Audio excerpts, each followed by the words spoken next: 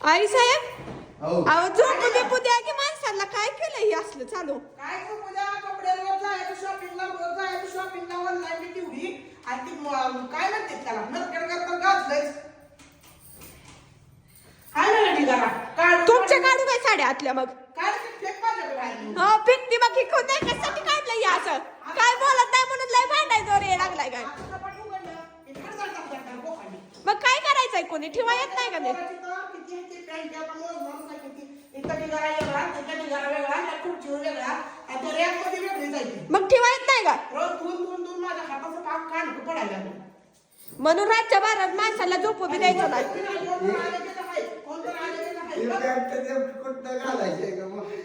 साहेबांची पॅन्ट नाही फाटली फाटून तर घालत साहेब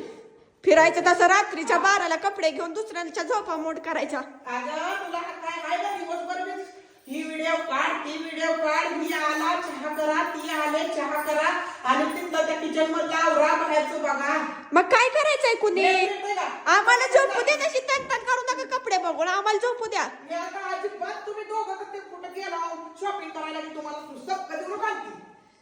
तुम्हाला कोण सांगतोय कुठे गेलेलं तू निघाला असं वाढव घेत घरात तुला सांगतो कसं काय वरडू नका उगा बसा असं हे सगळं आता ठेवून मला पाठी व्हायला लागलं अशी कपडेवाली होती मी भांडी द्या कपडे घ्या म्हणते हो वरडू नका लोक येतील झोपलेली बसा भांडी गप द्या भांडी करते की तुम्ही मला भांडी द्या मी तुम्हाला कपडे देते असं म्हणायला लागलं करा मग मला का सांगू नका मी चालली झोपायला उगाच तन करायचं